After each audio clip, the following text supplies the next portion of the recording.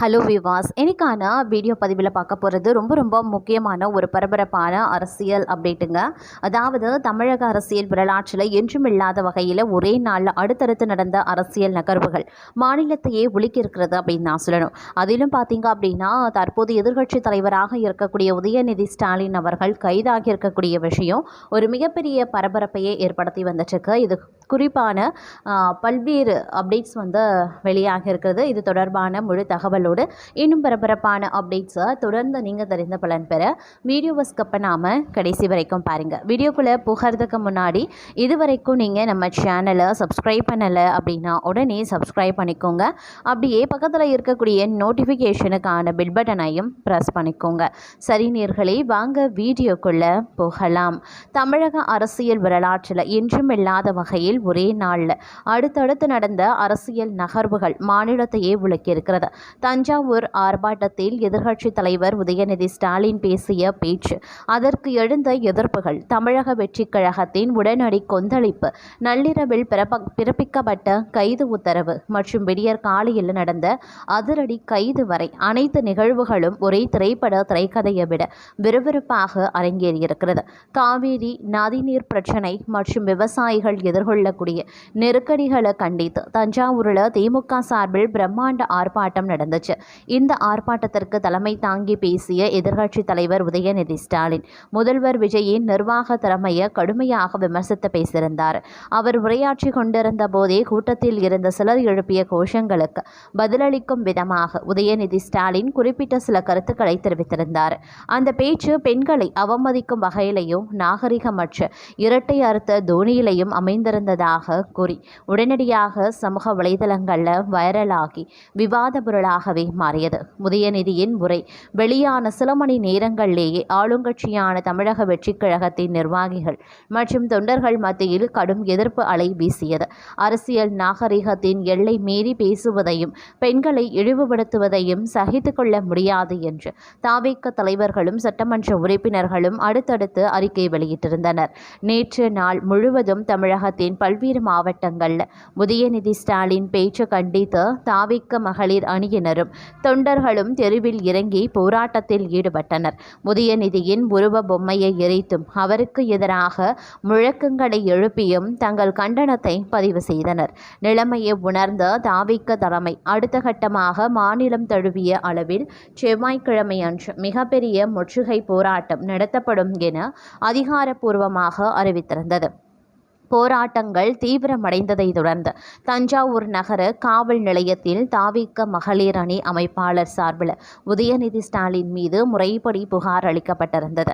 அந்த புகாரின் பேரில் நள்ளிரவு 12 மணி அளவில் காவல்துறை அவசரமாக வழக்கு பதிவு செய்திருந்தாங்க. வழக்கு பதிவு செய்யப்பட்ட அடுத்த சில நிமிடங்களிலேயே தலைமை செயலகம் மற்றும் காவல்துறை உயரதிகாரிகளிடையே அவசர ஆலோசனை கூட்டங்கள் நடந்தன. சட்ட ஒழுங்கு பிரச்சினையை தவிர்க்கவும் டிவிகே தொண்டர்களின் கொந்தளிப்பை தணிக்கவும் உதயநிதி ஸ்டாலினை உடனடியாக கைது செய்வதே சரியான நடவடிக்கையாக இருக்கும் என்று காவல்துறை தலைமை முடிவெடுத்தது. விஜயும் இதில் உறுதியாக உத்தரவுகளை பிறப்பித்திருந்தாராம். முதல்வர் விஜயின் நேரடி மேற்பார்வையில் சட்டம் ஒழுங்கை நிலைநாட்ட துறைக்கு தெளிவான உத்தரவுகள் பறந்தன. இதையடுத்து தஞ்சாவூர் மாவட்ட காவல் கண்காணிப்பாளர் தலைமையில் அமைக்கப்பட்ட சிறப்பு தனிப்படை போலீசார் நள்ளிரவு 1:30 மணி அளவிலேயே தஞ்சாவூரில் இருந்து சென்னைக்கு அதிவேகமாகவே புறப்பட்டனர். அதே நேரத்தில் சென்னை நீலாங்கரையில் அமைந்திருக்கக்கூடிய உதயநிதி ஸ்டாலினின் இல்லத்தை சுற்றிலும் முன்னெச்சரிக்கையாக நூற்றுக்கணக்கான ஆயுதப்படை போலீசார் குவிக்கப்பட்டிருந்தனர். நீலாங்கரை பகுதி முழுவதுமே காவல்துறையின் கட்டுப்பாட்டுக்குள் கொண்டு வரப்பட்ட அப்பகுதியில் வாகன சோதனைகளும் தீவிரப்படுத்தப்பட்டிருந்தன. செவ்வாய்க்கிழமை விடியற்காலை 5:30 மணி அளவில் தஞ்சாவூரில் இருந்து வந்த சிறப்பு தனிப்படை போலீசார் சென்னை நீலாங்கரையில் இருக்கக்கூடிய உதயநிதி ஸ்டாலினின் வீட்டை அடைந்தனர். துணை ஆணையர் தலைமையிலான அதிகாரிகள் குழு வீட்டிற்குள் சென்று கைது ஆணையை காண்பித்தனர். அந்த நேரத்தில் வீட்டில் இருந்த உதயநிதி ஸ்டாலினின் மனைவி கிருத்திகா உதயநிதி அதிகாரிகளை தடுத்து நிறுத்தி அவர் குளித்து கொண்டிருக்கிறார், சற்று காத்திருங்கள் என்று கூறி கால அவகாசம் கேட்டிருந்தனர். அதற்குள் தகவல் அறிந்த திமுகவின் மூத்த தலைவர்களும் முன்னாள் அமைச்சர்களுமான சேகர் பாபு, மா சுப்பிரமணியன் ஆகியோர் அவசரமாக நீலாங்கரை இல்லத்திற்கு வந்து சேர்ந்தனர். வீட்டின் வாசல்லேயே காவல் அதிகாரிகளை சந்தித்த தலைவர்கள் அரசியல் பழிவாங்கும் நோக்கத்தோடு கைது நடவடிக்கை மேற்கொள்வது ஜனநாயகத்திற்கு எதிரானது என்று கூறி கடுமையான வாக்குவாதத்தில் ஈடுபட்டனர். இதனால் வீட்டின் முன் பெரும் பரபரப்பு, பதட்டம் தொற்றிக் கொண்டிருந்தது. இது ஒரு செம காமெடி நாடகம் அப்படின்னும் சொல்லப்பட்டிருந்தது.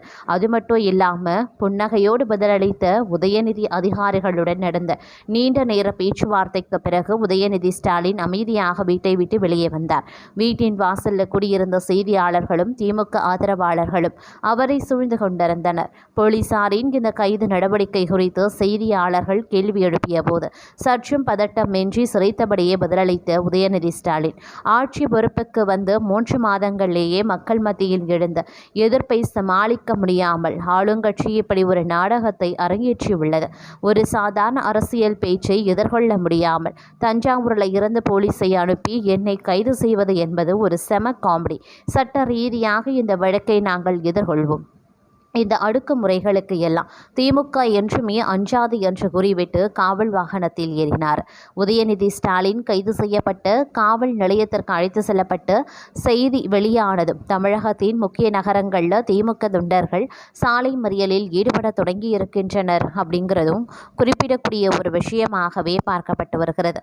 அது மட்டும் இல்லாமல் தற்போது இந்த விவகாரம் தமிழக மக்கள் மத்தியில் பார்க்கும் பொழுது, திமுக மத்தியில் பார்க்கும் பொழுது ஒரு மிகப்பெரிய அளவில் பரபரப்பை ஏற்படுத்தி வருகிறது அப்படின்னு சொல்லலாம்.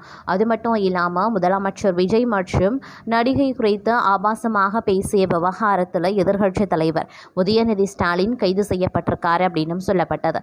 தஞ்சாவூரில் காவிரி நீர் பிரச்சினை தொடர்பாக திமுக சார்பில் நடைபெற்ற ஆர்ப்பாட்டம் அரசியல் பரபரப்பை உருவாக்கியுள்ளது.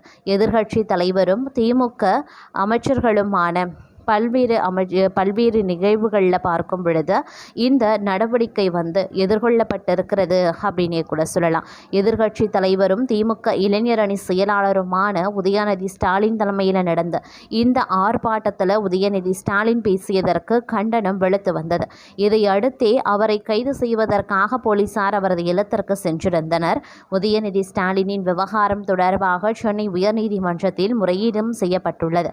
உதயநிதி ஸ்டாலின் கைது நடவடிக்கைக்கு எதிராக அவசர முறையீடு செய்யப்பட்டிருக்கிறது. அவசர வழக்காக விசாரிக்க கூடிய முறையீடு ஏற்கப்பட்டிருந்தது.